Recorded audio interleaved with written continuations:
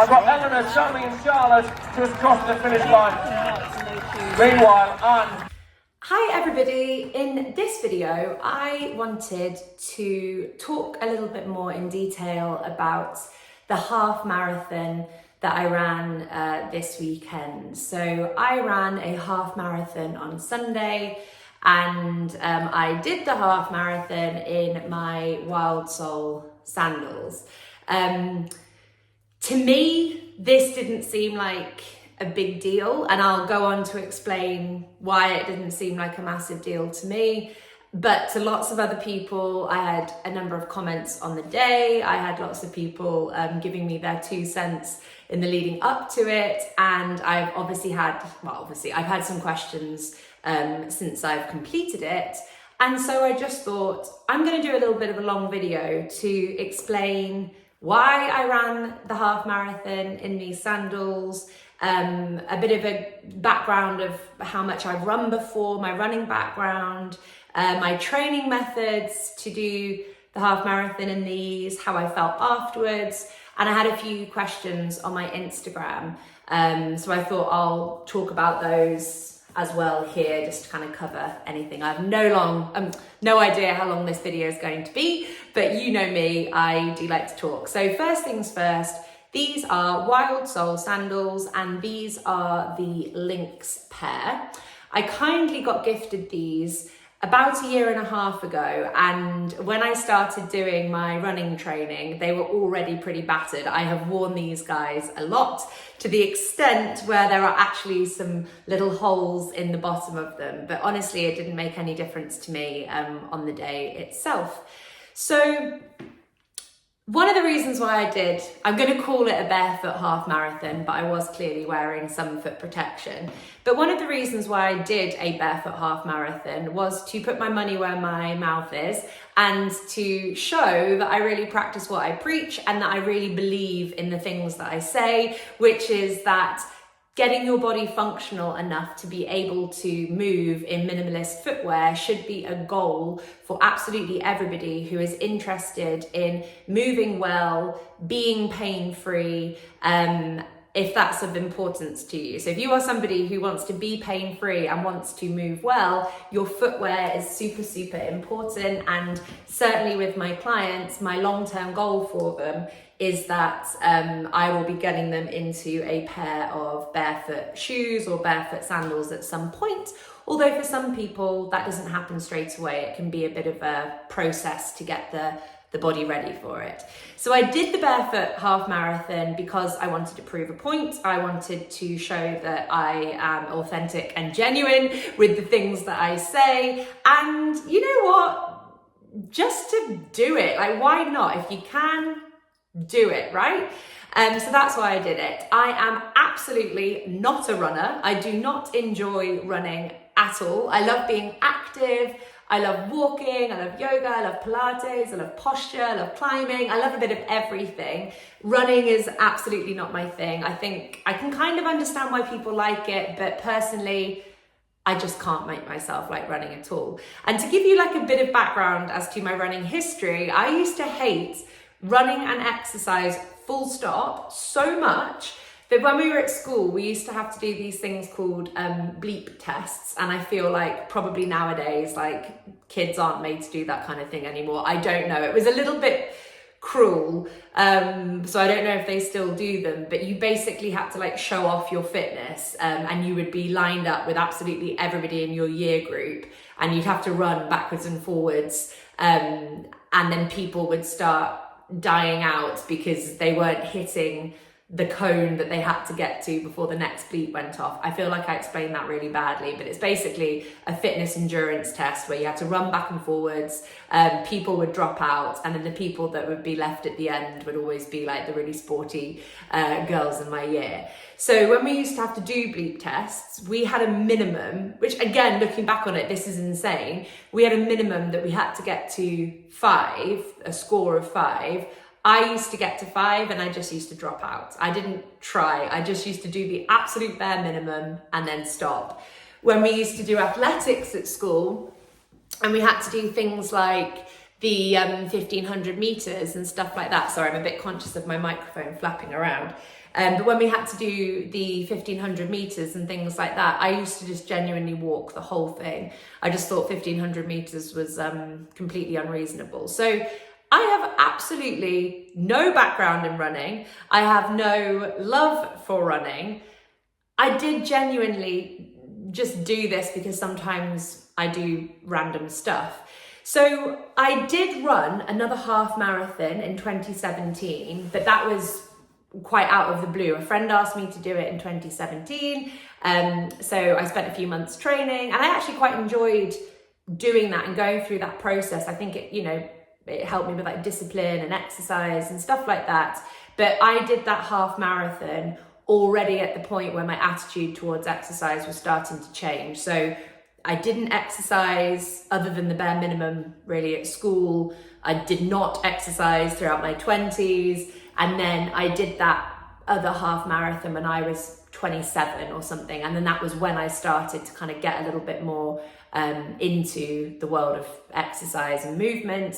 And then it was after I completed the half marathon that I then found yoga, and I just much preferred yoga. So that was kind of like the route that I went down.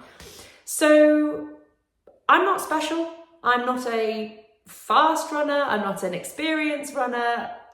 I just did it. So I don't have a running background. Me doing this run this time around, my friend asked me to do it. I said yes, but I haven't run since 2017, and now it's 2024.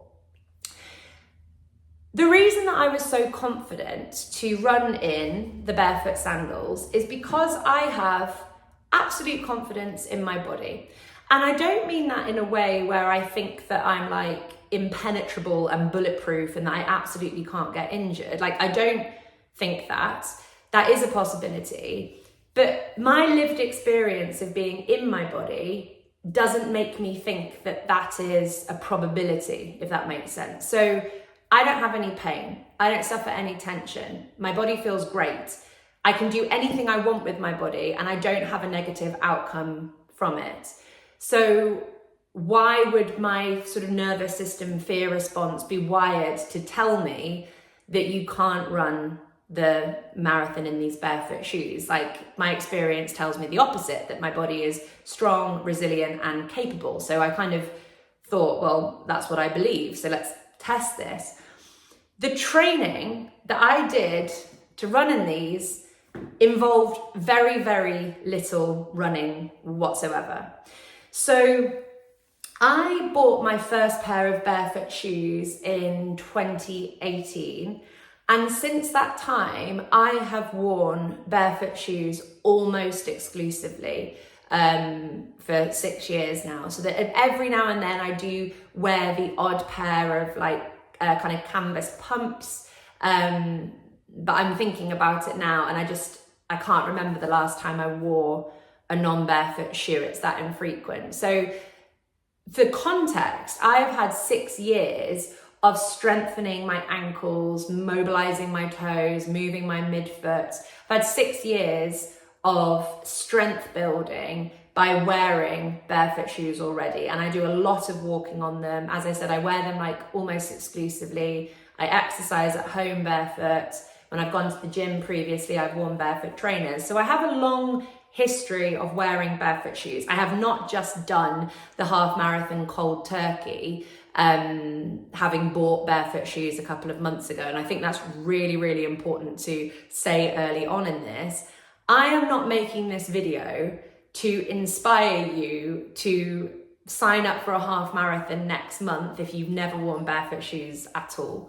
What I am hoping that this video does is inspire you to realize that what you have been fed by the trainer industry is not the truth. It actively works against your health. It works against the biomechanics of the human body. Human bodies are not designed to wear the shoes that we think that we have to wear when we run.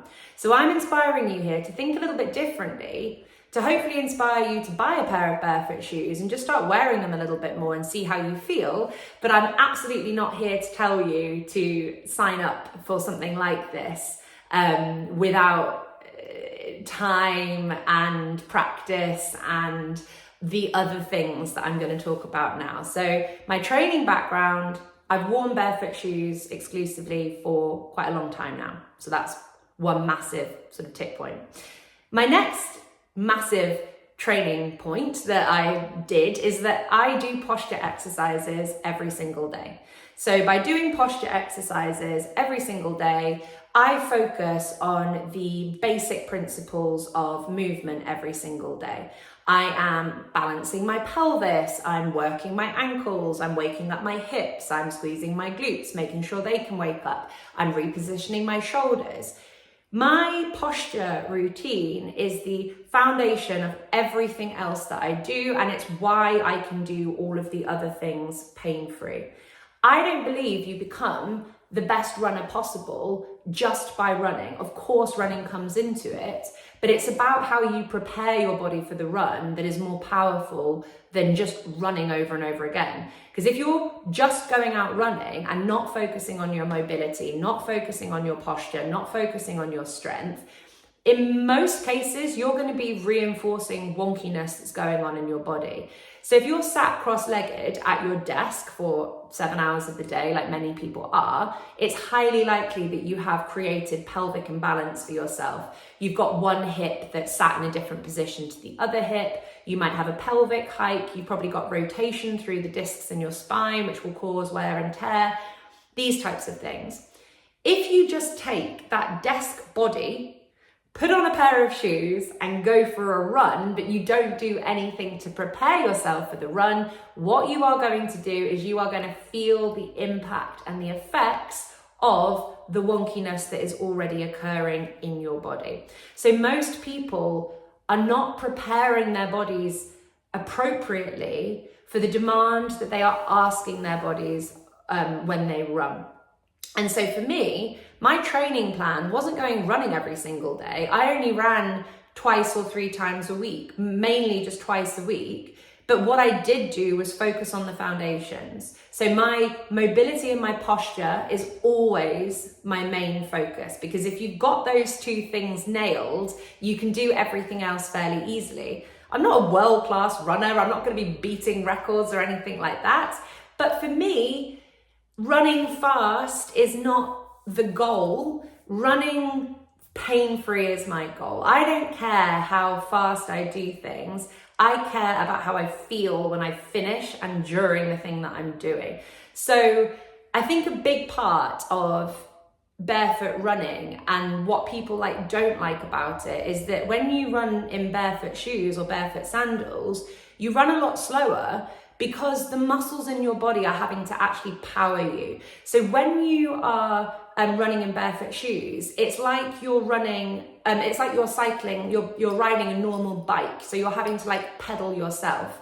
Your legs, your feet, your hips, your glutes, your whole body is having to work to push you forwards, to propel you through that running cycle. When we wear what we typically deem to be normal running trainers, what's happening is the shoe is creating the movement. But I don't want you to think about that as a positive. It's a bad thing, because what's happening is the shoes are tipping your body forwards. So you're landing too heavily in your joints. And when you see most people running, they're not running like a human should be running. They're falling forwards. They're not running, they are falling, because they are not being powered by their muscles. So I have absolutely no idea why I went off on that tangent, but it's about, I'm losing my mind, but I focus on making sure that my body can work as well as it can, and therefore it's fine when I take it to these other activities. On top of doing half an hour of posture every day, I also, generally speaking, will always do either a half an hour Pilates class with a subscription that I use, or I'll do 45 minutes or an hour of a yoga class as well. So you can really see here that my basis of everything is a mobility focus. It's not a running focus. And I firmly believe it is because of this mobility focus that I could run the half marathon and do it pain-free. And the other thing that was a big part of my training this time round, comes into the breathwork qualification that I'm doing. So I'm training for my Batekyo breathwork qualification at the moment, because breathwork's so important and I want to integrate posture exercises and breathwork more. But when I did my run and my training, I only breathed, for some reason I keep wanting to say breathed, I only breathed through my nose. So breathing through your nose stops you from running faster than you can functionally. If you're running and gasping and mouth breathing, you're putting your body in this like state of panic, but you're also exhausting your body because you're not breathing efficiently.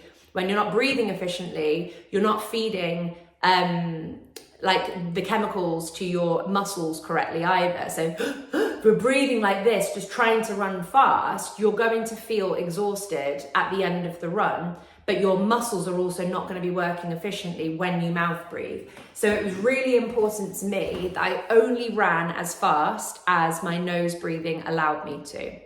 So when I was training, I don't look at times. You know, some people are very like scientific and they've got watches. I have this watch. I don't have like heart monitors or anything like that. I just got out my house, put on my sandals, and I just ran. And I would track how far I was running, but I didn't know like times and intervals and sprints and stuff like that. I just ran.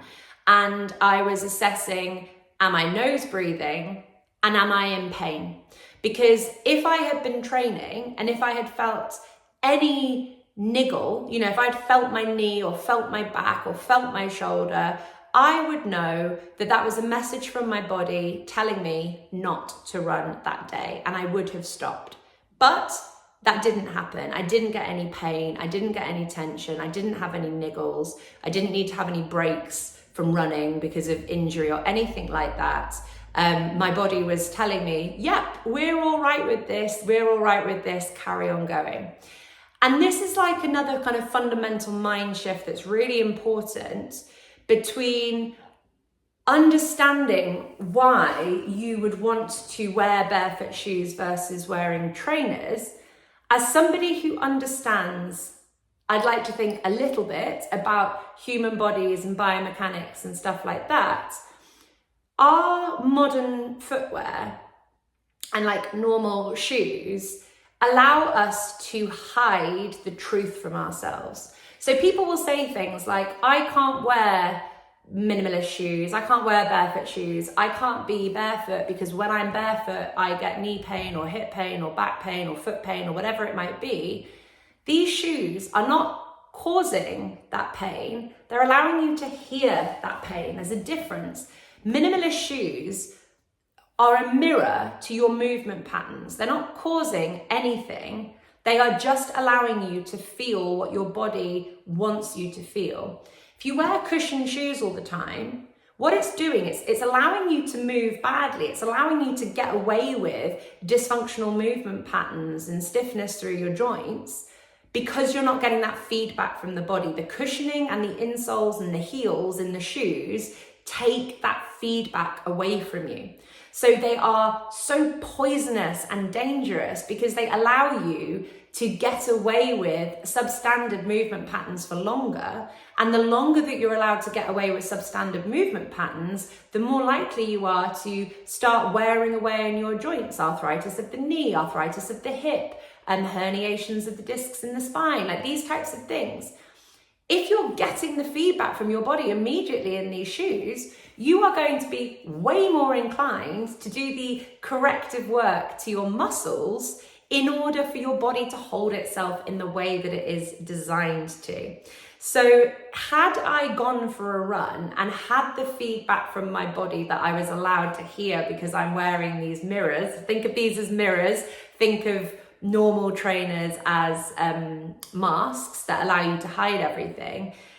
If I had had feedback telling me to stop running, I would have stopped running and I would have doubled down on my posture. I would have been doing an hour of posture, an hour and a half of posture, and then I would be retrying running in these shoes again, and I would assess the feedback. But I didn't have to work that way because I didn't have any negative feedback from my body, luckily, but also not luckily, because I've done this work for a long time now. So I'd like to think that I practice what I preach. So I'd like to think that my body would have responded well to what I asked of it.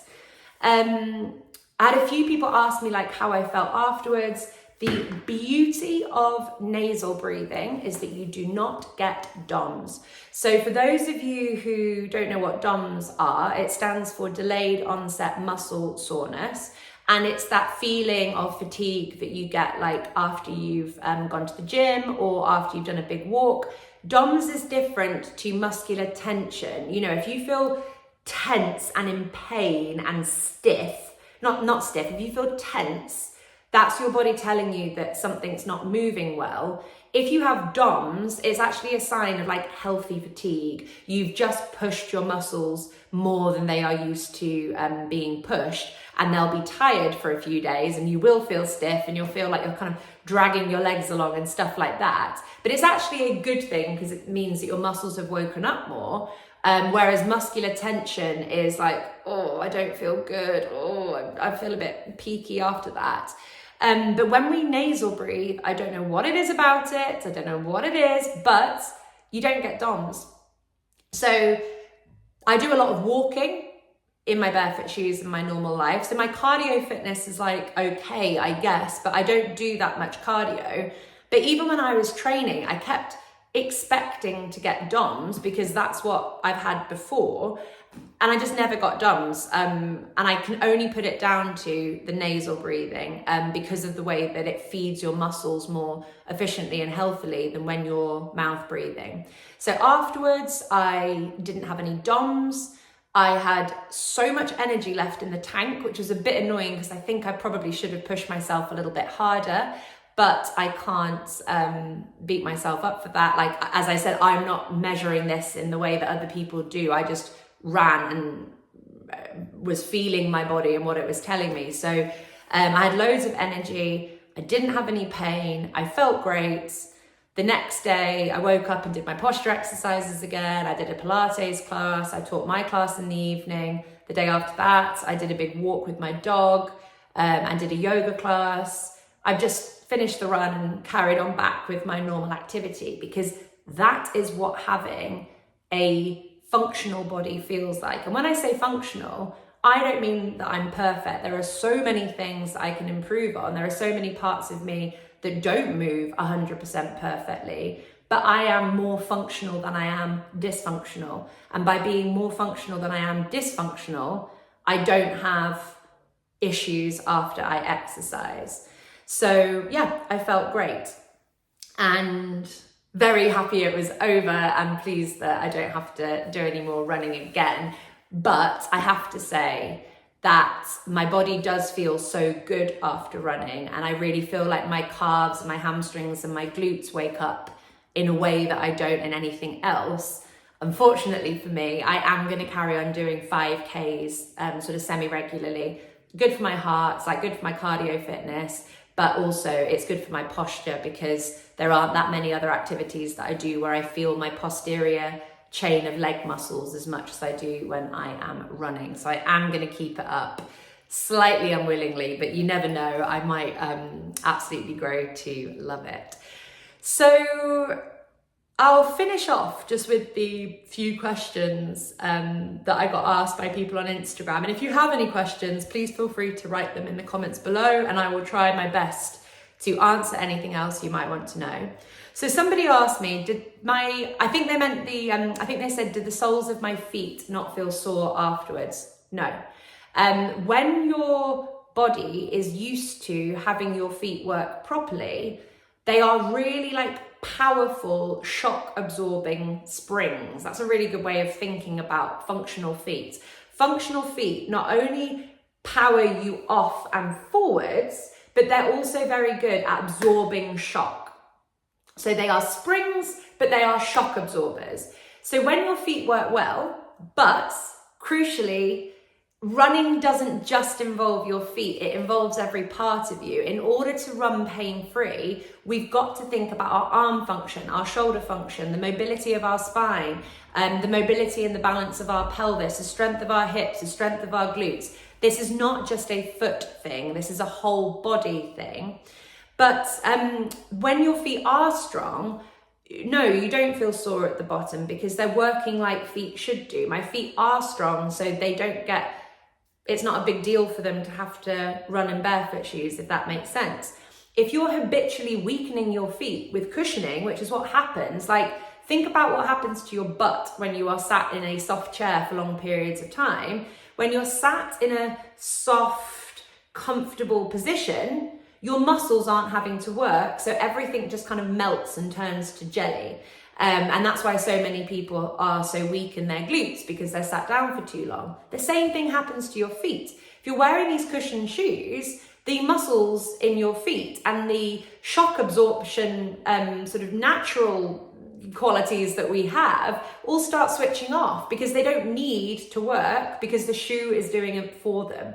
But when you take away these like crutches, these mechanisms to protect our feet, they don't need protection, they need working, then it means that your feet like work as they're supposed to. So no, I don't get sore at the bottoms of my feet. Had I got sore at the bottoms of my feet during training, I would look into changing up the posture routines that I was doing beforehand to alter my whole body, my biomechanics, so I was landing more functionally and not getting strained through the soles of my feet.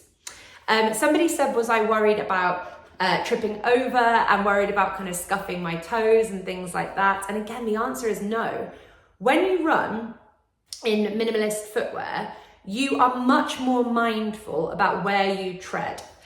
It's really difficult to describe because you're not like actively, consciously thinking, I need to look at the ground more, I need to focus on my feet more. You're not trying to do that, it just happens naturally. So when you're wearing these types of shoes, you just find that you're like watching your step a bit more, you're looking at stones, you're avoiding things. It becomes much more of a mind-body connection, I think, than when you're wearing the wobbly, fluffy, high-heeled trainers and all of your feedback and your senses are deadened from your feet and you're just being like chucked forwards. You're firstly much more likely to trip because you're being pitched forwards, but secondly, you can become lazier with looking where you're going.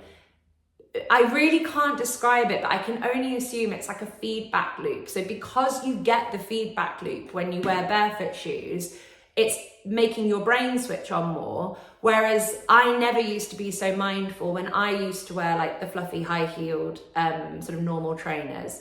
So no, I didn't worry about tripping. I didn't worry about cutting my feet because you're more mindful. But on top of that, when you wear barefoot shoes and the muscles of your feet and legs are actually forced to work as they are supposed to, rather than just tipping you forwards, you can't shuffle. So when I was doing the half marathon, most people around me, in my opinion, were falling forwards and shuffling. Their legs are sort of like this, or often like that, where their feet kick out from around the side because they're not articulating their feet properly, their hips can't move properly, but they're much more likely to trip than I am. But when you're wearing barefoot shoes, you really have to pick up your legs, and because your legs are working, your feet lift higher. So the likelihood of you tripping is much less because your legs and feet are moving in a completely different way because you're wearing the barefoot shoes. Someone said, why did you wear sandals rather than barefoot shoes? So these are wild soles, but I also wear Vivo barefoot shoes, and they are great, and they are probably a really good place to start if you haven't worn barefoot shoes before.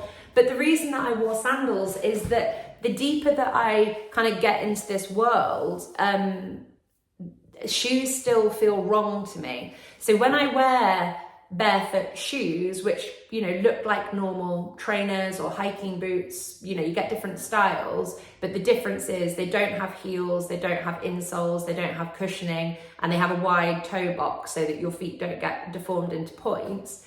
But even when I wear those, I can still feel that I'm wearing shoes and it doesn't feel quite right. You get like addicted to the sensation of having your toes spreading and your feet wide and not having to contend with any blisters or rubbing or ingrown toenails or anything like that. But obviously it's a bit weather dependent. So I've just run that half marathon in the middle of September, but if it was the middle of December, I probably would have worn my Vivo Barefoot trainers instead. But a little bit, I wore the sandals again to prove a point, because visually you can see a naked foot more easily than you can a barefoot trainer. So I wanted it to be obvious that I was wearing barefoot shoes, because I am stubborn and I like to prove points about things. So there was a little bit of that involved in my choice as well. And someone else had said on the video of me crossing the finish line that my mum took, which, by the way, I did not run at that speed the whole time. I wish I had run a bit faster in hindsight, but I did like a sprint finish for the final couple of 100 meters. But someone had said, why does everybody else look like they're falling forwards and why do you look so upright? Because of their shoes. So most people's shoes pitch them forwards, so their head, their shoulders and their knees are further forwards than their ankles. And this is one of the biggest causes of people getting knee pain when they're running. It's not running, it's not pavements, it's the loading of the body above the knees and the loading of the body below the knees. So modern shoes, normal shoes, pitch us forwards, and that's why most people look like they're falling forwards. If you don't look like you're falling forwards when you're running in like normal trainers, what's probably happening is you're lifting your rib cage up and pulling your shoulders backwards, which is a compensation. But what that does is it puts a bit too much load in your mid to lower back, and it also stops your hips from being able to extend.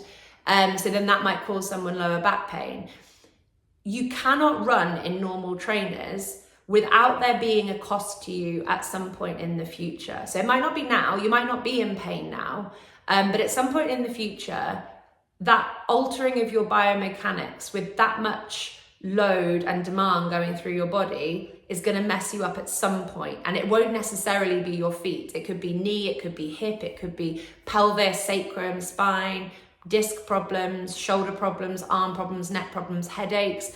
The feet being off impacts everything, but lots of people can't see it because it takes such a long time sometimes to develop, but the part of the body that hurts can be so far removed from the feet that people can't see that it is the feet that are the root cause of the problem. So people are pitching forward because of their shoes, but also secondly, when you have habitually worn normal trainers, and because normal trainers literally switch off the muscles of your legs, they make your feet melt into weak puddles, and because your feet are not working properly, when your feet land, it doesn't stimulate the kinetic chain up the leg. So the foot being switched off then switches off the structures above it. So the hips are not working, the thighs are not working, the calves are not working, the glutes are not working. Modern shoes switch off the muscles of our legs, which then means that people have to really pump with their arms. So lots of the time when you see people running in their wobbly high-heeled shoes, you see them running like this. And the reason that they're running like this is because they're not getting the momentum and the power and the stride length that should be happening through their legs, because the shoes are taking that away from them. So what they're having to do is chuck themselves forward in their upper body, and it feeds this cycle of being too far forwards as you run, and therefore loading your knees too heavily, putting too much weight through the fronts of your feet, which will feed into plantar fasciitis, things like that. So yeah, that is why other people look like they're sort of falling forwards, because their shoes are making them fall forwards. And I think I could talk about this absolutely forever, but yeah, do let me know if you've got any comments or questions about what I said. And again, I just want to caveat, this is not a video of me advising you to sign up for a half marathon and do it next month. But this is a video from me helping you to understand like my mindset, my training methods, what I do to feel so confident in my body as to be able to do something like this. And I would absolutely love it if this inspired you to buy a pair of barefoot shoes, wear them, and see how you feel. So I always say to my clients when they first start wearing barefoot shoes, because Please bear in mind, I'm used to dealing with people in huge amounts of chronic pain, people who have worn insoles for decades and decades, people who have been told that they need insoles, they don't, you need to move differently.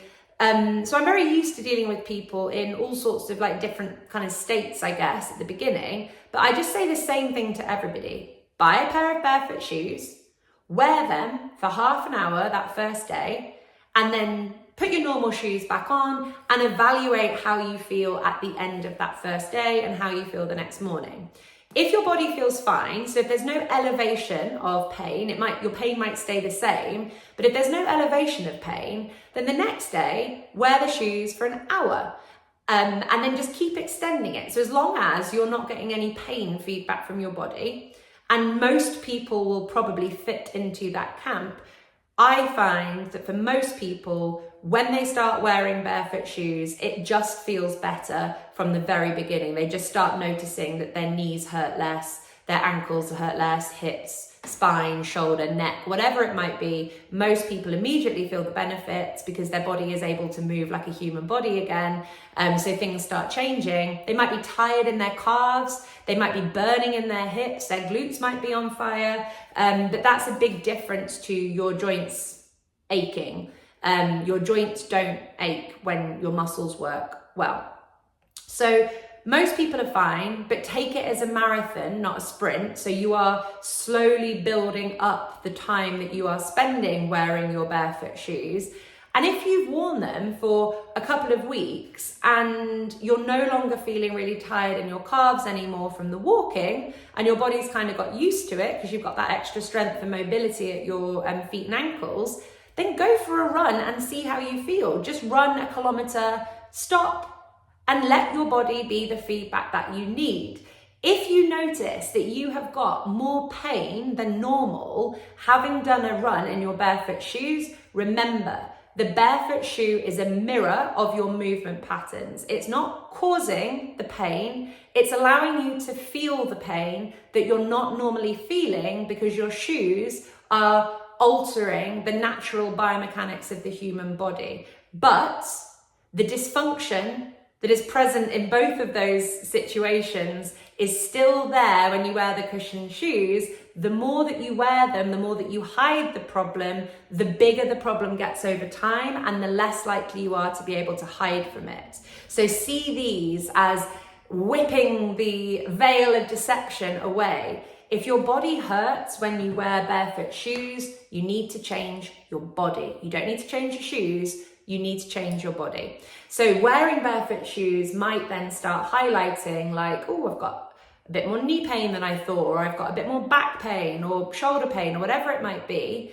And in that instance, because I don't want people in more pain ever, put your normal old shoes back on, wear them, but now you've got a job and you've got to focus on your posture, focus on the function of the muscles in your body, focus on your mobility, and focus on like improving all of the balance of all of you, and then just keep testing it. So the posture is the homework that you need to do in order to be able to wear the barefoot shoes without pain.